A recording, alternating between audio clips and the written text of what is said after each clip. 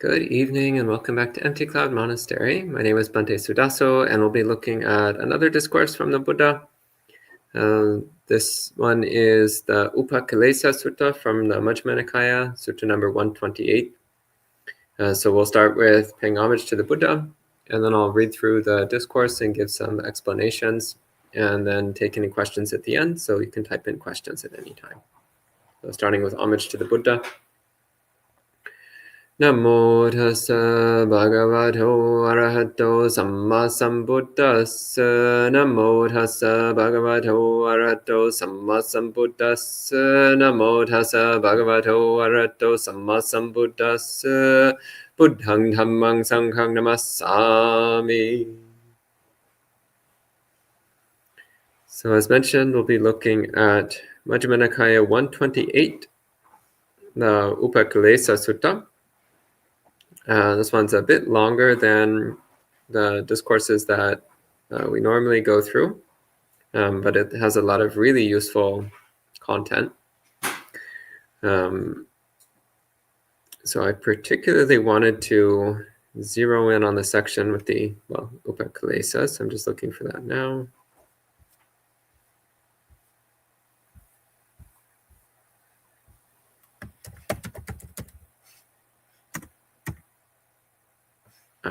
Here we go.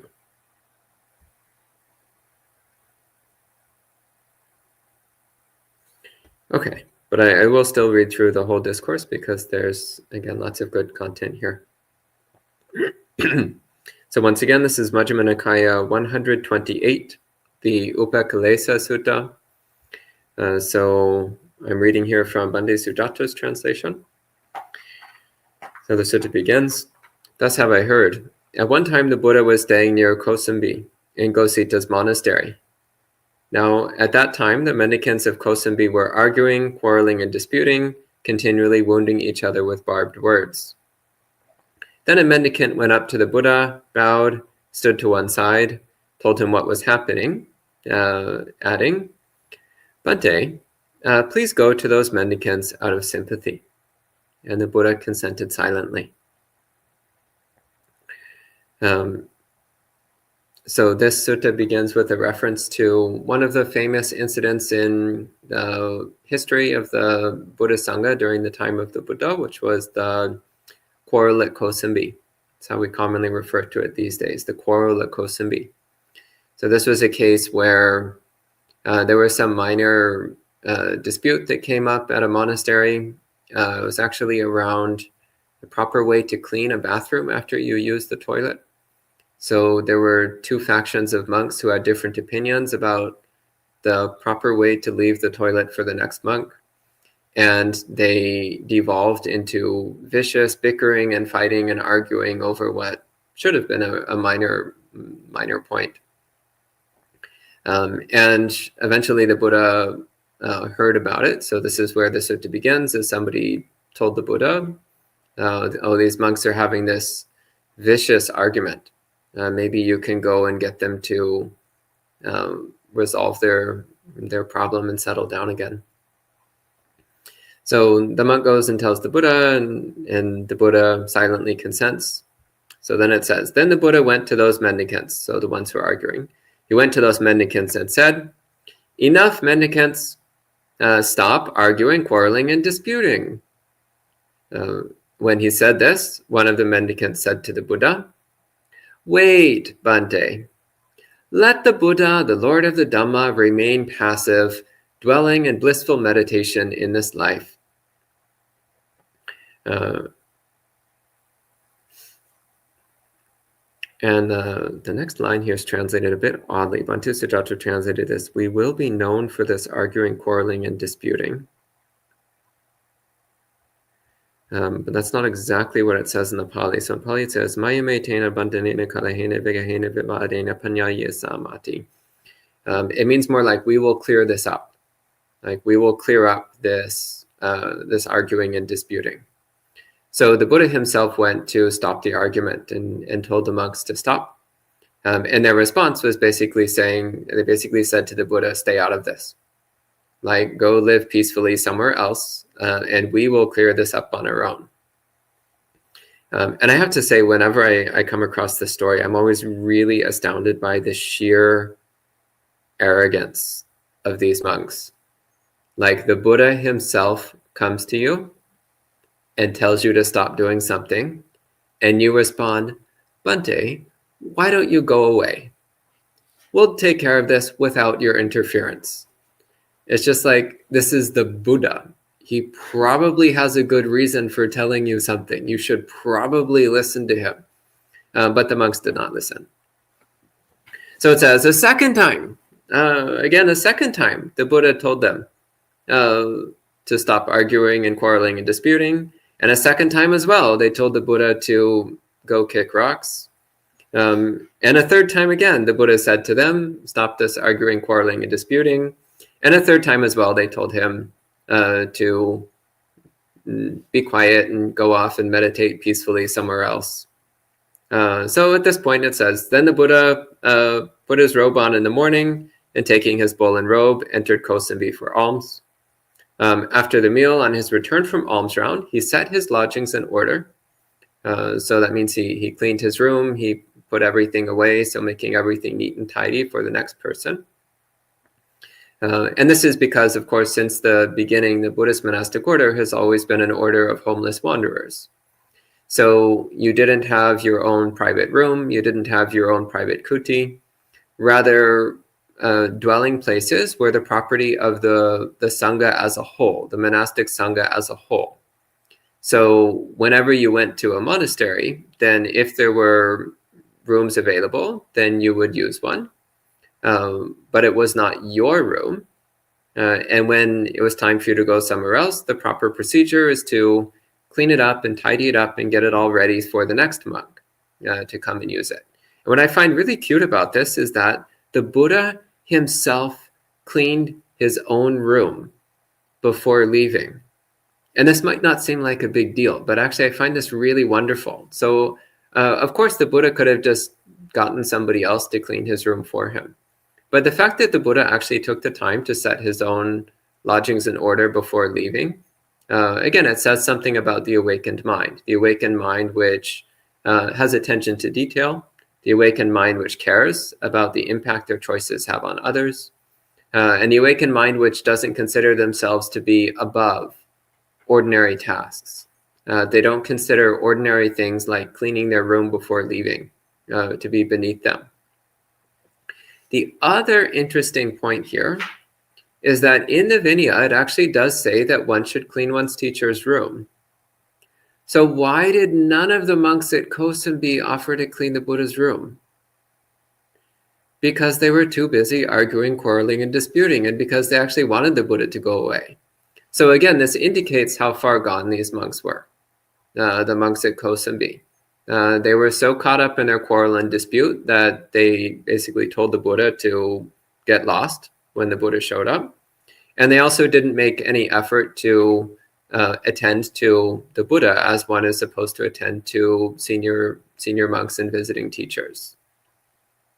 So the Buddha cleaned his own room before leaving. And then it says, taking his bowl and robe, he recited these verses while standing there. So here the Buddha gives his last little teaching to the quarreling monks of Kosambi before leaving. So he recites this verse, and some of this is from the Dhammapada, so it might sound familiar. So the Buddha says, many voices shout at once, yet no one thinks that they are the fool. Even as the Sangha splits, they think no better of the other. Idiots pretending to be astute, they talk their words out of bounds. They blab at will, their mouths agape, and not one knows what leads them on. So this is another thing I love about the Buddha, is that he was not hesitant to insult people when they were worthy of being insulted. Because again, he's just speaking the truth. So these people are in fact acting like fools, running at the mouth, saying things which are damaging to their own spiritual qualities, damaging to the Sangha as a whole. And the Buddha is just pointing it out. And he's also pointing to something about how when people are arguing, everybody thinks that they're in the right. Nobody ever stops to think, oh, maybe I'm being a fool here. Maybe this actually isn't the proper course of behavior. So it carries on. Next one is a line from the Dhammapada, a very famous line from the Dhammapada. This one says, quote, "They abused me, they hurt me, they beat me, they robbed me. For those bearing such a grudge, hatred is never laid to rest. They abused me, they hurt me, they beat me, they robbed me. For those who bear no such grudge, hatred is laid to rest. For never is hatred laid to rest by hate. It is laid to rest by non-hate. This is an ancient teaching." So these three lines here, again, this is commonly quoted about how, of course, it does happen that from time to time people will do things that are offensive or hurtful to us. And that's not justifying their behavior, but rather it's recognizing that when we hold on to resentment, what we do is we just make our own mind increasingly corrupt and miserable. It just brings us even farther from serenity, even farther from wisdom. So the proper thing to do actually is to not hold on to grudges, to let go of our hatred and resentment, and instead to cultivate a mind of loving kindness and compassion. Then next one, this also again is from the Dhammapada. It says, "When others who do not understand, let us who do understand this restrain ourselves in this regard, for this is how conflicts are laid to rest." Which again is a bit of an odd translation of the verse here. So the verse pare chana vijananti means others do not understand. Maya meta yamamase, that we should be restrained. Ye chatata vijananti, those who do understand this. Tato sammanti mediga, those wise ones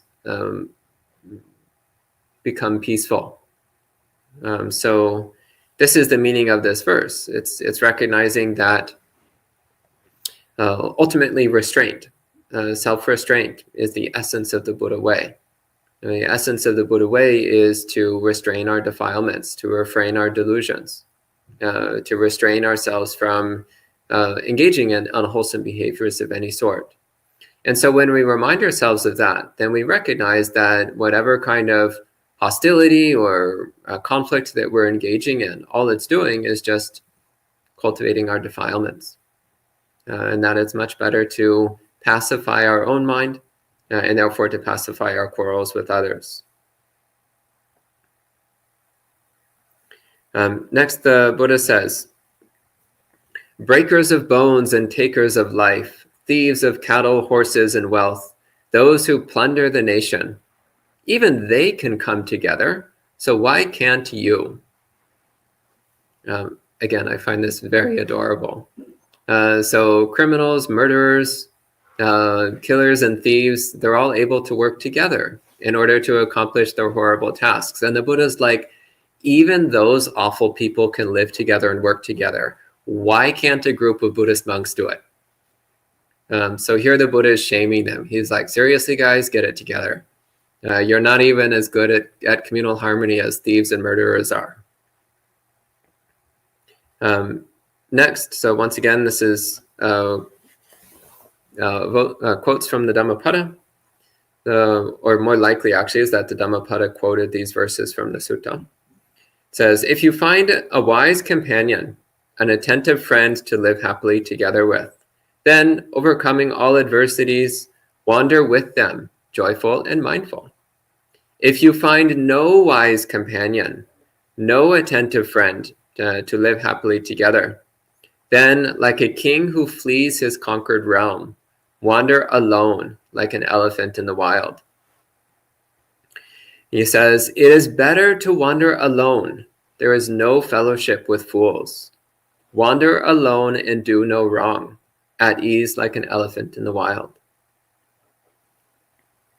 So this last bit contains one of my favorite quotes in the entire Pali Canon, and actually I have many favorite quotes. So this is one of a few thousand of my favorite quotes, which is the Buddha says, "It's better to go alone.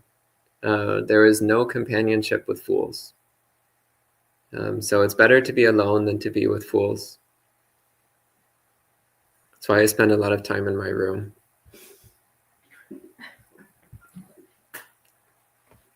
Okay. Then I'm at least only spending time with one fool instead of with multiple. Anyway, so the sutta continues. After speaking these verses, the Buddha went to the village of the child salt miners. That is a very odd translation of this. Balakalonakaragamo. I don't know where Bhante Suddhāso got that translation from.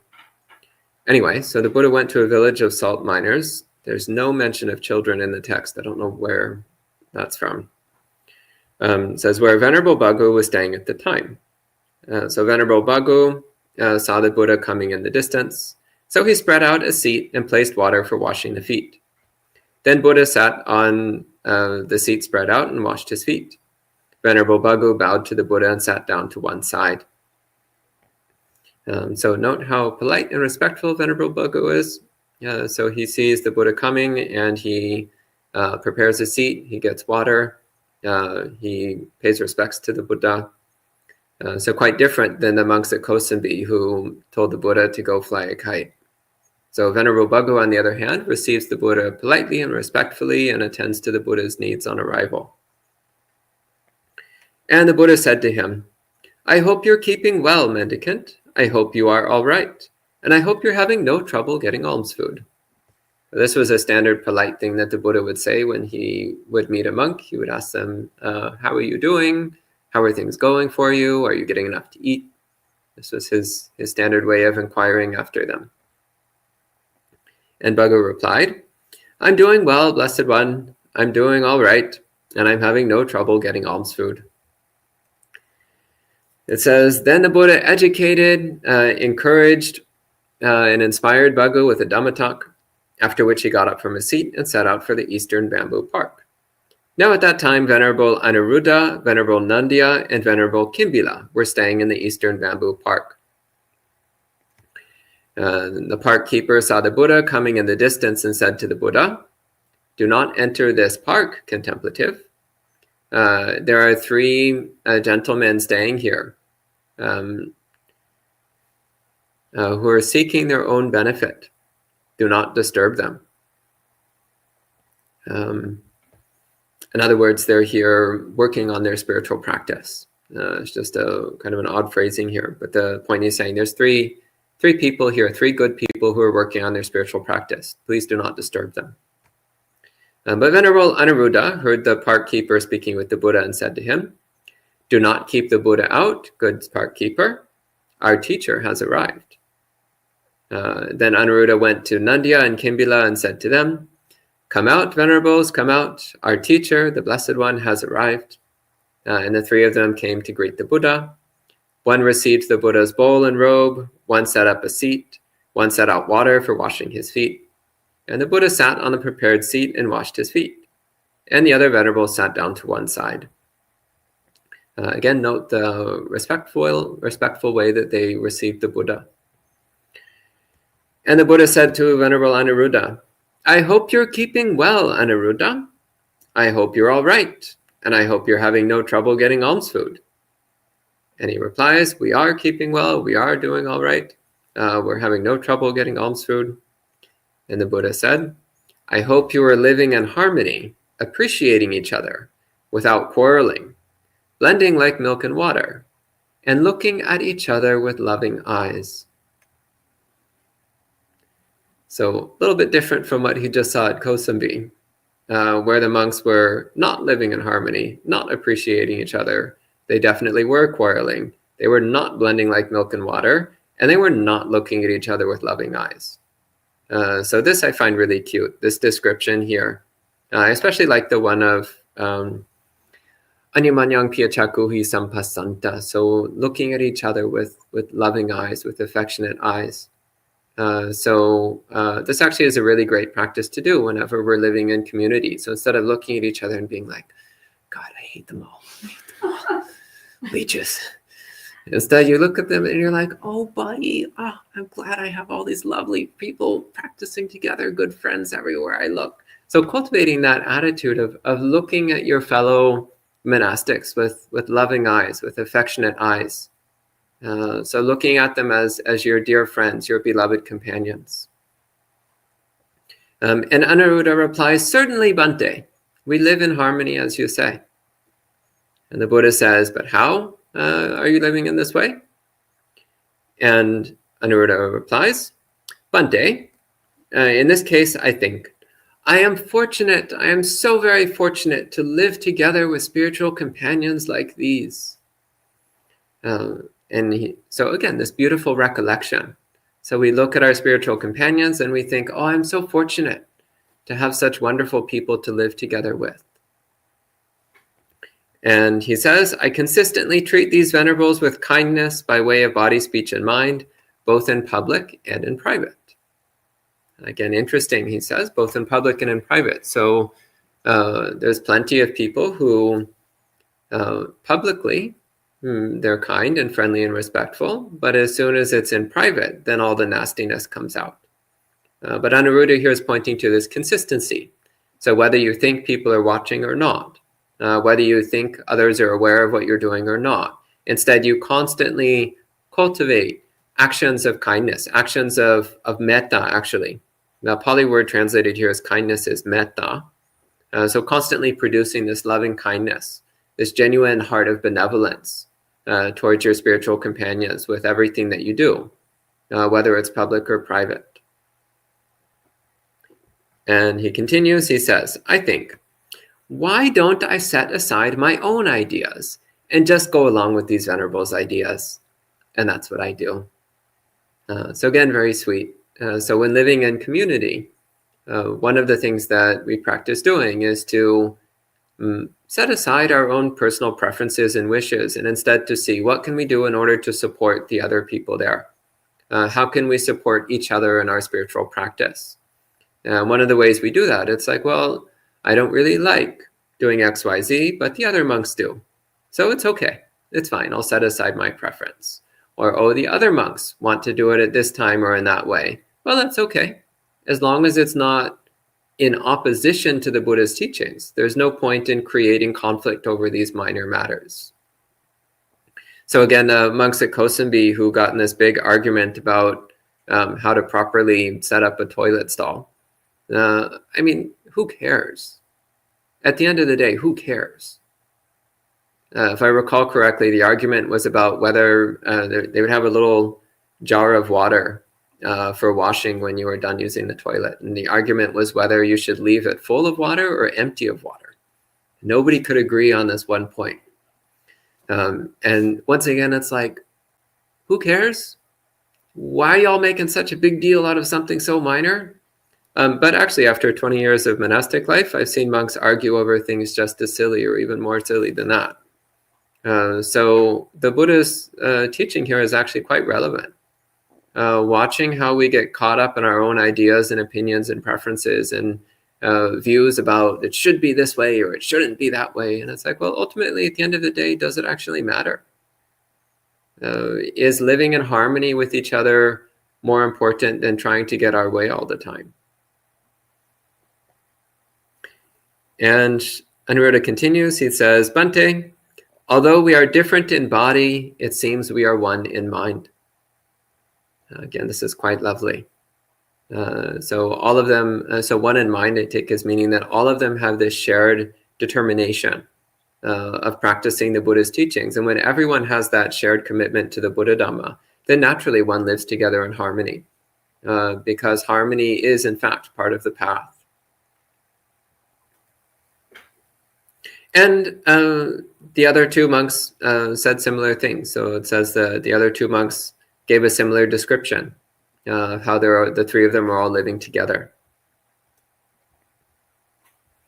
And the Buddha says, good, Anuruddha, and I hope you're living diligently, ardent and resolute.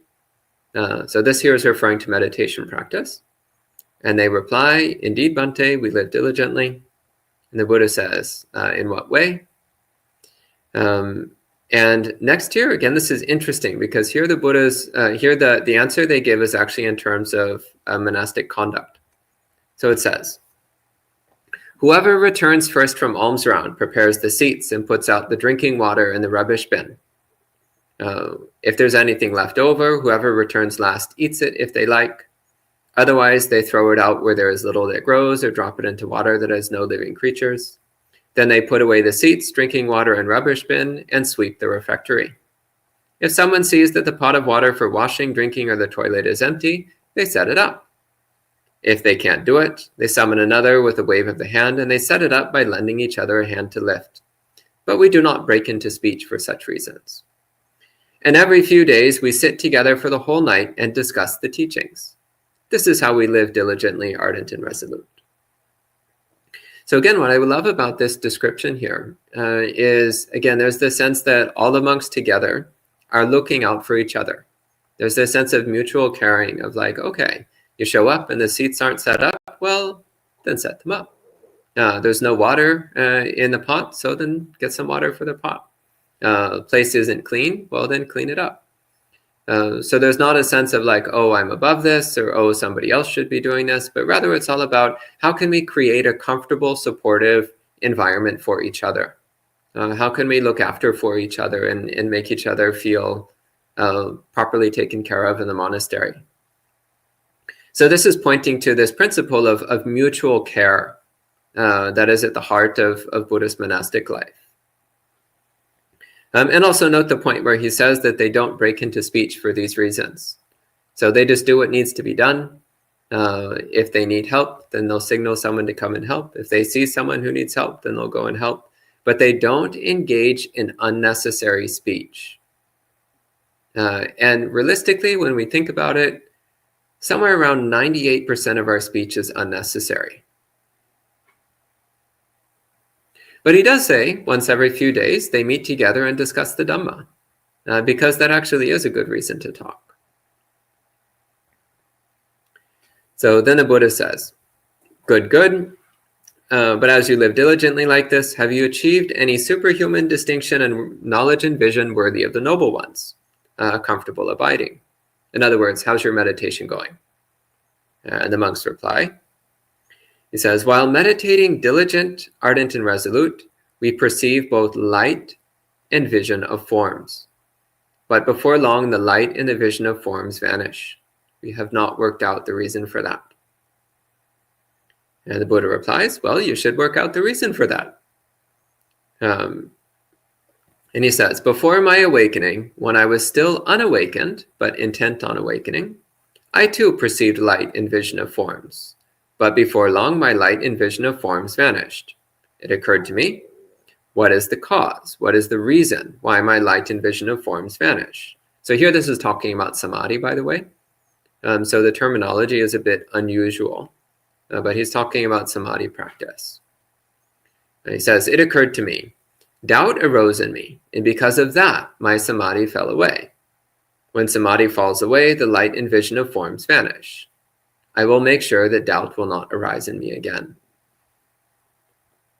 So then he continues again. It's like, well, what's the cause? What's the reason why my samadhi fell away? And he says, loss of focus, which is a bit of an odd translation. So the Pali is manasikara. So manasikara means mental application or applied attention.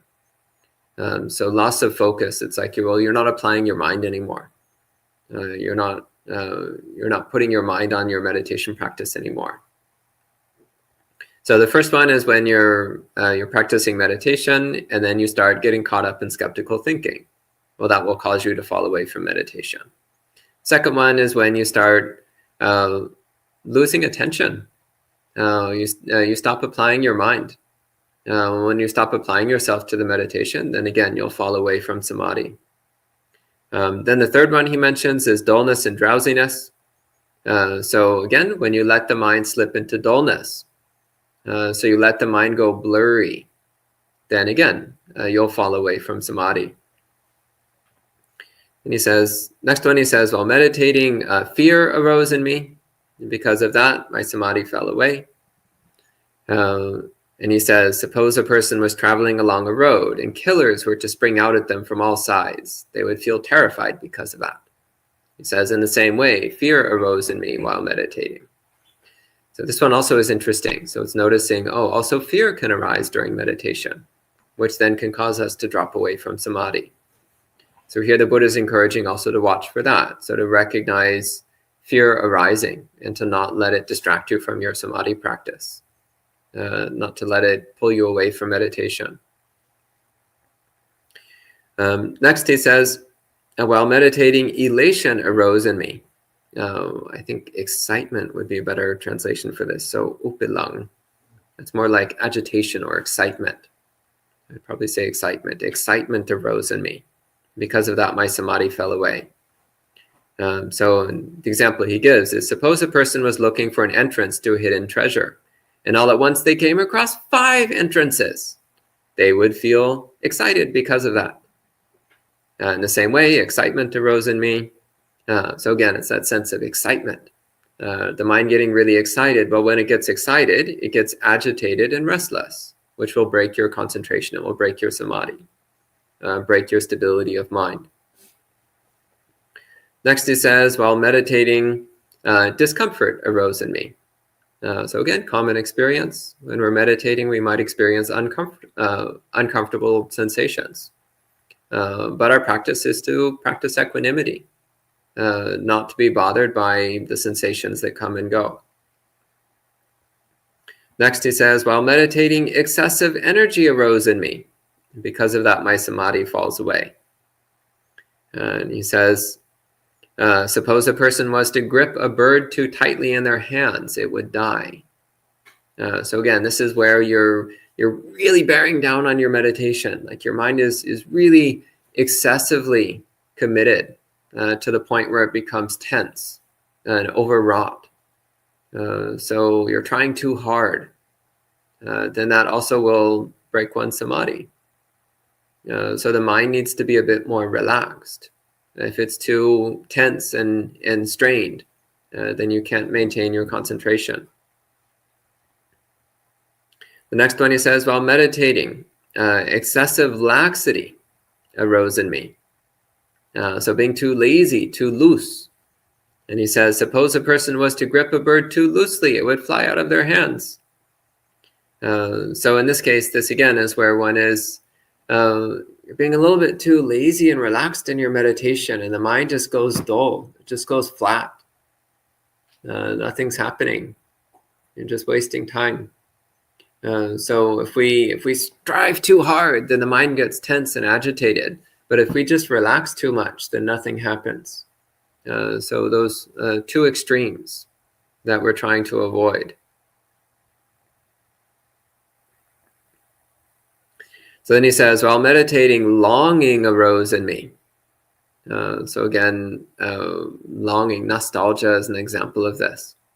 And it's like, I remember when I used to do that thing. That was so great. I would love to do that again. It's like, well, what happens when you do that? Then desire arises. Wistfulness arises. The mind slips away. You start to lose that bright, stable, joyful unification of mind that we call samadhi. Next one he says, while meditating, perceptions of diversity arose in me. So this takes a bit of explanation. So the Pali word is nanata sanya. So this is when one's attention is constantly moving around to different things.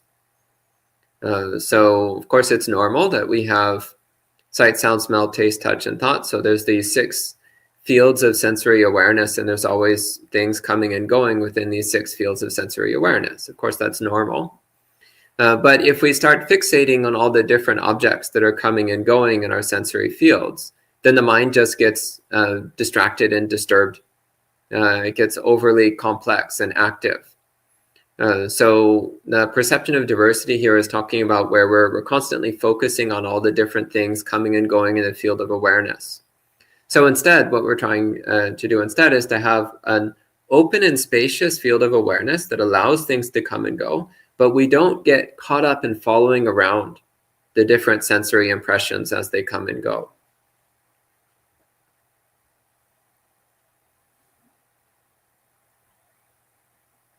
And then the last one, so again, he's going through this list of things.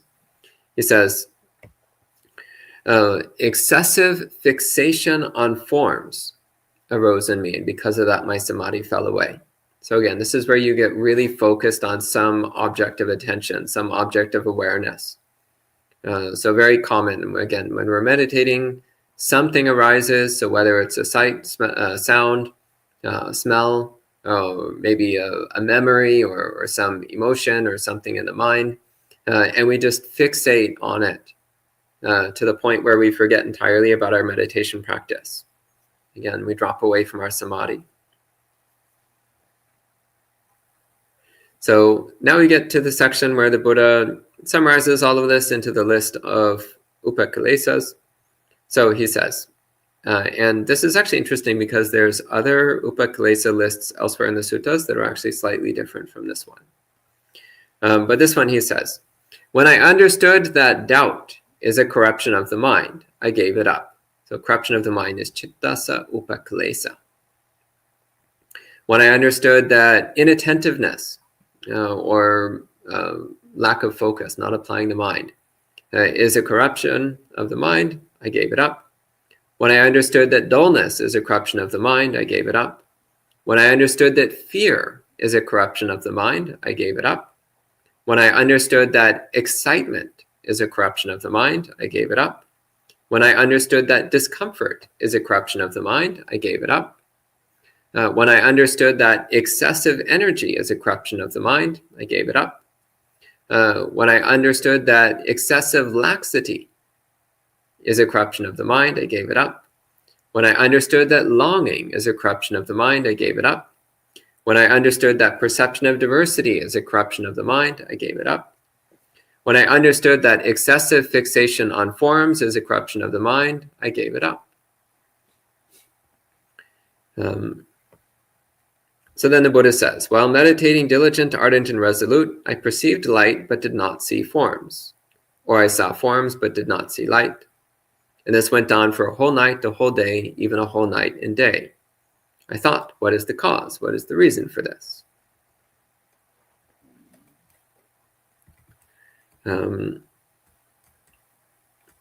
Just briefly looking through this. Okay, we're actually close to the end here, so I'll just go ahead and finish the sutta. We've already gone through the major part of it. Here the Buddha, as he goes on, he's just talking about, again, some more refined aspects of samadhi practice, which I'm always a little bit hesitant to go into because it's not that relevant to most people. But here we are, so might as well finish out the discourse. So the Buddha says, when I do not focus on the basis of the forms, but focus on the basis of the light, then I perceive light and do not see forms. Let me see. That translation sounds a bit odd. Yasmin hi ko ahang samaya rupa nimittang amanasakritva obasa nimittang manasikaromi obasani ko tasming samaya sanjanami nacha rupani pasami. So rupa nimittang, basically this just means when I don't pay attention to forms. So forms usually means physical objects. So not paying attention to physical objects, but one does pay attention to light, then one perceives light and does not perceive physical objects. So this is actually quite clear. So when one progresses farther into meditation practice, as the mind becomes increasingly stable and clear, as the mind becomes increasingly still and sharp, one of the things that starts to become apparent is that much of the perceptual objects in our field are the manufacturing of our own mind. And if we stop focusing the mind on these different objects, then the mind stops generating those experiences. So in other words, if you're focusing on physical experience, then you will have physical experience. But if you direct your attention entirely to, for example, the perception of light, as the Buddha is talking about here, then your physical experience will start to fade away. Simply because you're not focusing on it. You're not directing the mind towards it. So it's actually relatively clear. So he's like, why is it that I would see light, but I would lose awareness of physical forms? Well, it's easy enough. It's because one is applying one's mind all to the perception of light and not to awareness of physical forms. So then the physical forms naturally start to fade away. And so then he says, but when I do not focus on light, but instead focus on forms, then I see forms and do not perceive light. So again, quite obvious. If you're focusing on physical objects, then that becomes the dominant object of mind. That becomes what the mind becomes fixated on.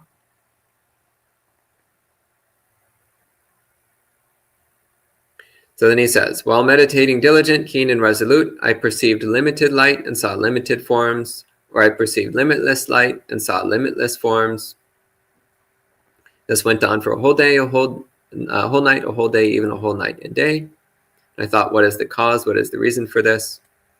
And it occurred to me, when my samadhi is limited, then my vision is limited.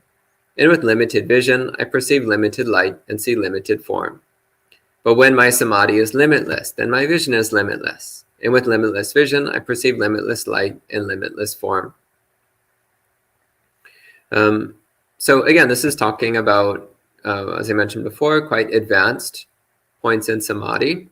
So when the mind becomes completely stabilized, completely still, the mind is no longer caught in the constriction, the sense of narrowness and limitedness that we normally live in. So the sense of, I am in this little room, feeling this little body, aware of this little mind. So when the mind is completely settled into a bright, sharp, stable, clear, alert unification, then the sense of limitation drops away.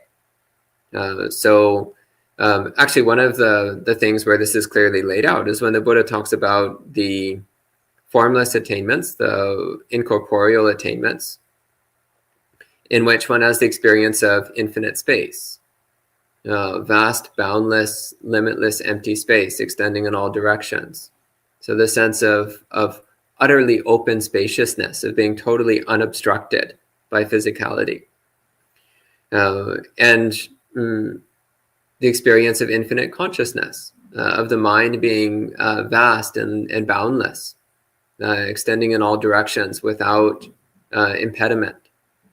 So again, when one is in these very advanced stages of samadhi, there's this sense of limitlessness, of boundlessness, of being completely unobstructed by anything which we normally encounter in our daily life. And of course, this is not an attainment of wisdom. It's not recognizing the true nature of reality, but rather it's something that can happen when the mind is completely stable. The mind can temporarily stop engaging with physical sensation and relax into this bright, spacious, steady openness, this clarity and spaciousness of mind.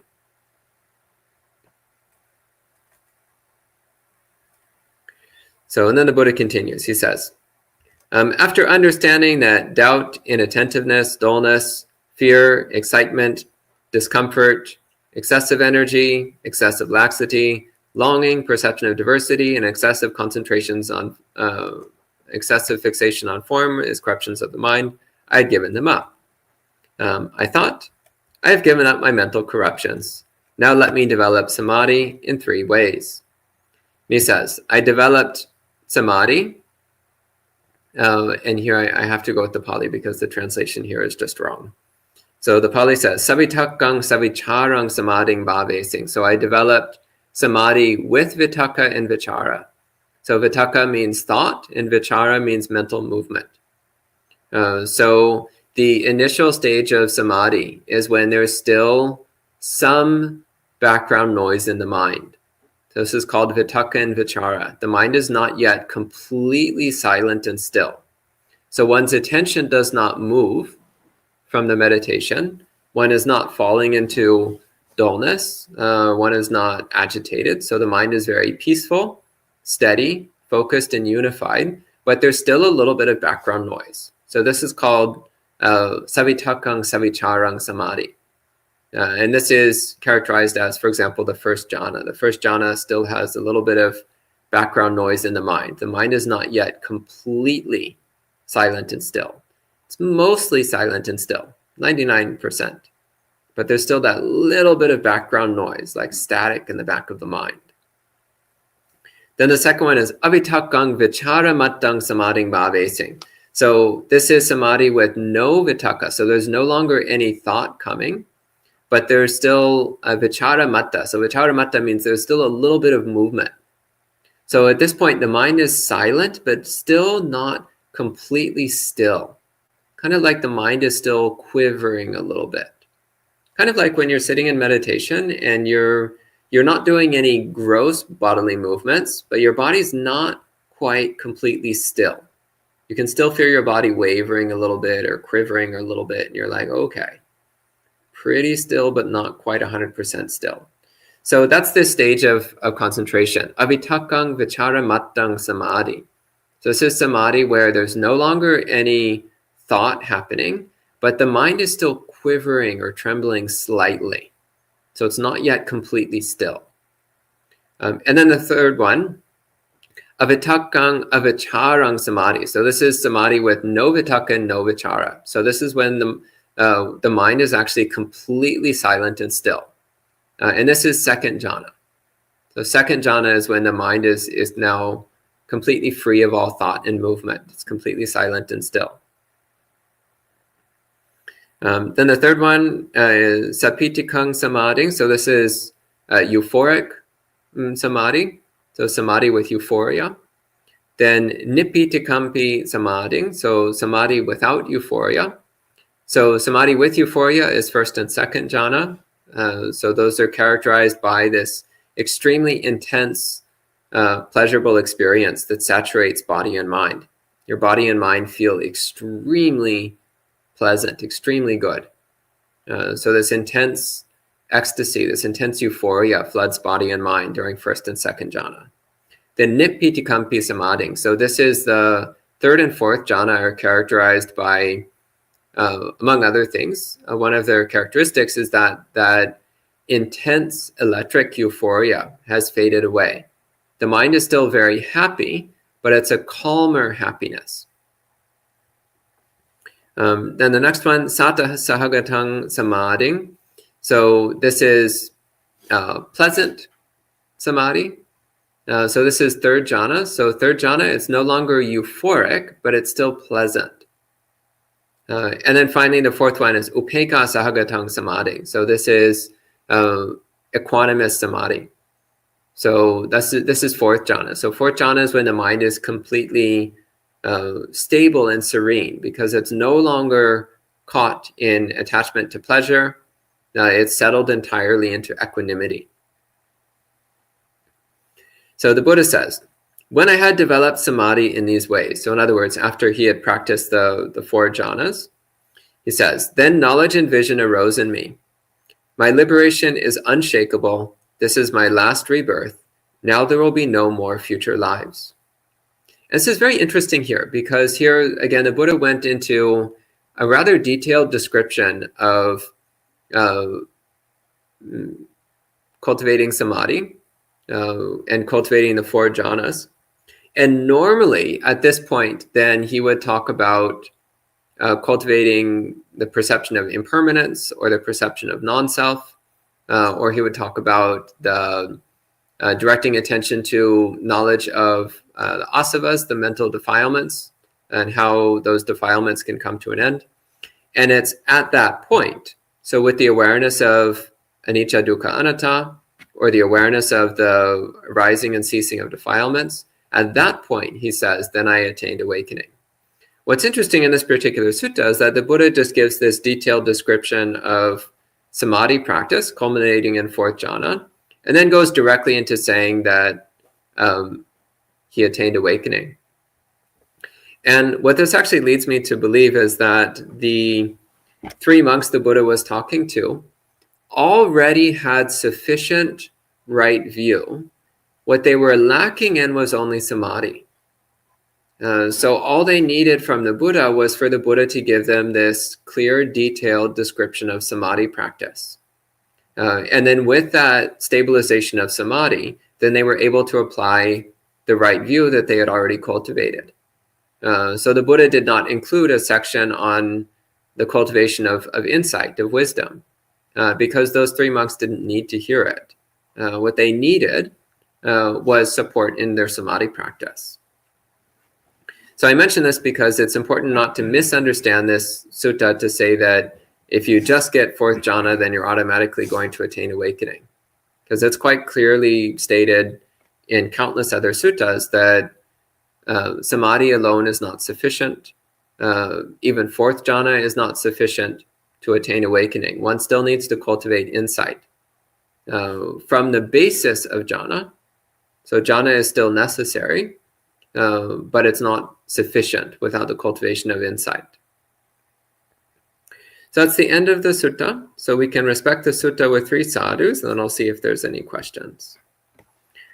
Sadhu, sadhu, sadhu.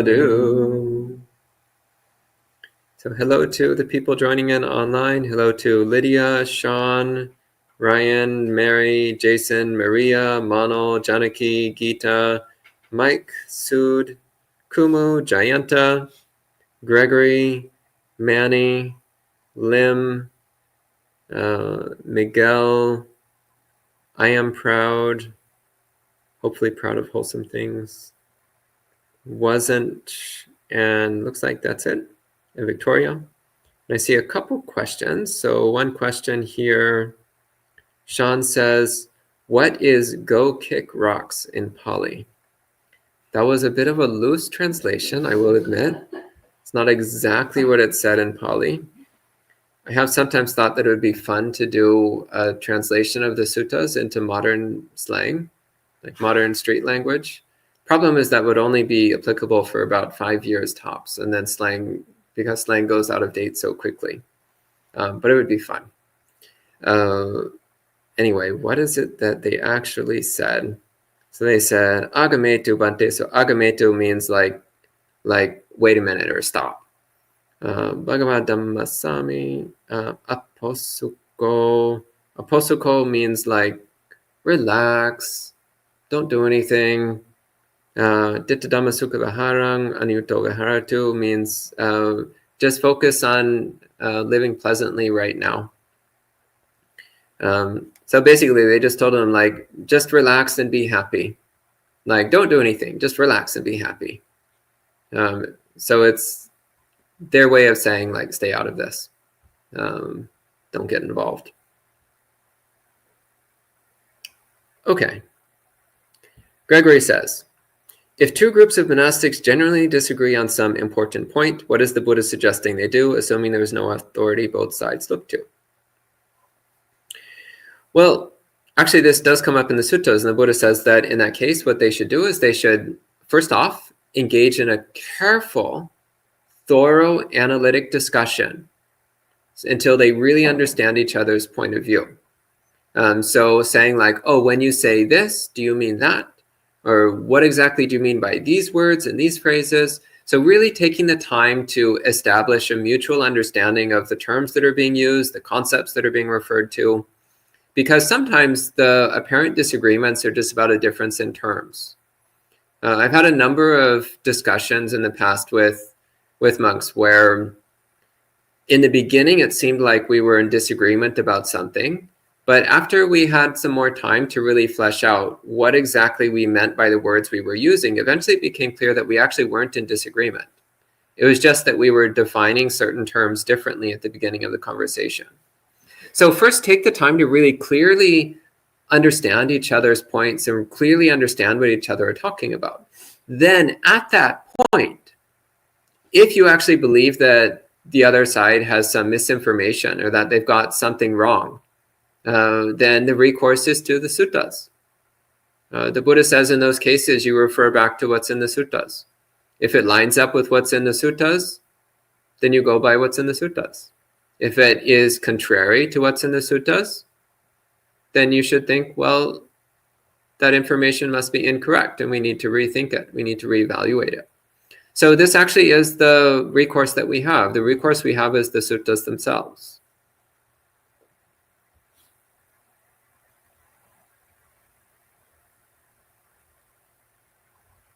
Okay, Ryan says, is the Vinaya the definitive authority / guidelines for monks' comportment, or has new guidelines developed for our modern times?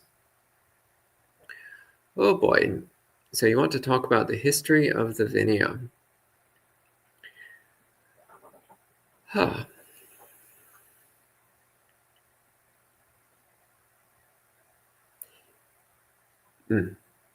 Well, Brian, when you become a monk, then we'll talk about Vinaya. Okay, next question. I'm generally of the opinion that lay people should not study Vinaya. It doesn't do them any good. At best, it does no good. And often I've seen it actually cause harm. Because usually they don't study the Vinaya deeply enough to actually understand it. They just study enough to think they understand it, and then they use that misunderstanding to judge the behavior of monks. So that's actually quite harmful. It doesn't actually help anyone. So the Vinaya is a tool that we use in order to support our Dhamma practice. And if you're not actually living a monastic life based on the Vinaya, it's really hard to understand what the Vinaya is doing and what it's for and how to use it skillfully. So it's really irrelevant to lay people to study the Vinaya. There's a handful of exceptions. There's a few points where some of the analysis of rules in the Vinaya can help to clarify some of the lay precepts. But in those cases, you should just ask monks to explain the precepts to you. Like don't go into studying Vinaya. Let's see. I have a bunch more questions here online, so I'm going to see what I can get through.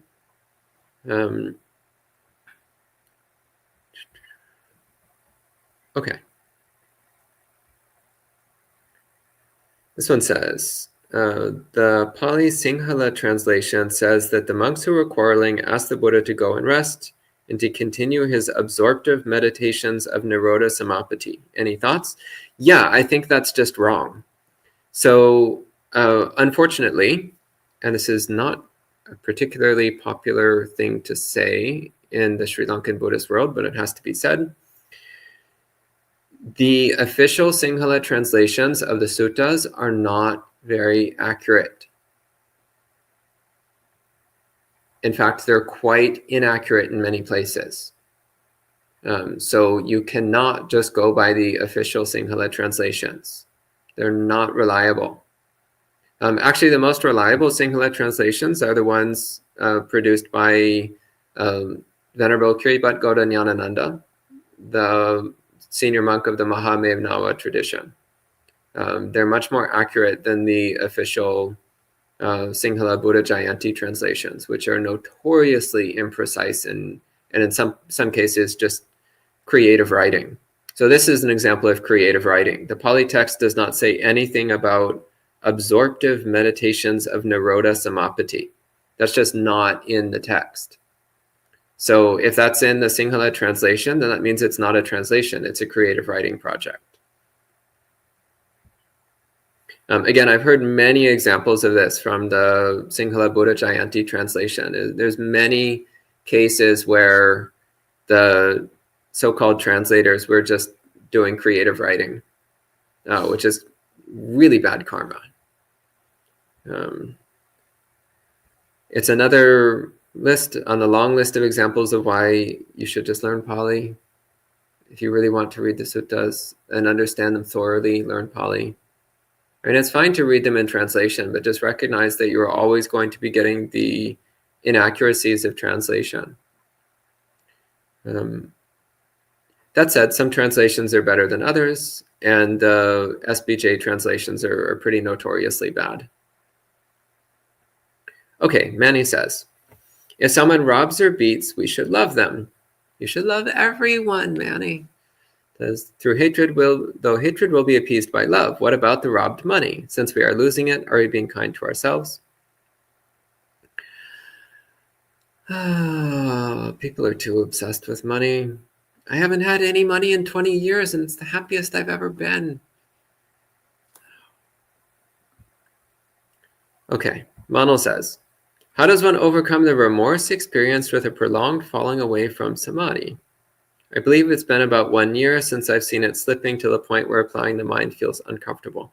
Well, that means, Manal, that you need to do more meditation, and you need to commit yourself more thoroughly to meditation, and also you need to simplify your life. Live a simple, quiet, peaceful life, and do a lot of meditation. That's what this is telling you. When you live a noisy, complicated, busy, messy life, then meditation is going to be difficult and painful.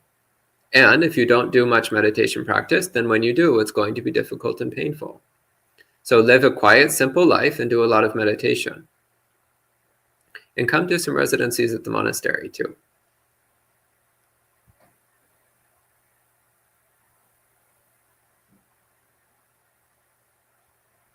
So Lim says, what is light? Is it the visible light? So the sutta is actually not particularly clear on this point, and there's different opinions. So one thing here is I think that the Buddha was actually giving specific advice to the monks he was talking to. And that's why he didn't actually go into much clarification, because I think, again, the Buddha was talking to them about something that was directly relevant to their own experience. One of the meditation practices is aloka sanya, which means the perception of light. So focusing on usually a bright light in the mind as one's meditation object. So that might have been what he was talking about. But again, there's different opinions. I wouldn't get caught up on it personally. Okay, and that's the last question online. You had a question? Yes. Yeah. What exactly is Vinaya? Vinaya is the code of monastic conduct. Is it a text? Is it a book? It is a set of books from the Pali Canon. Yeah, which again, it's just laying out the rules for bhikkhus and bhikkhunis. So it's not just precepts?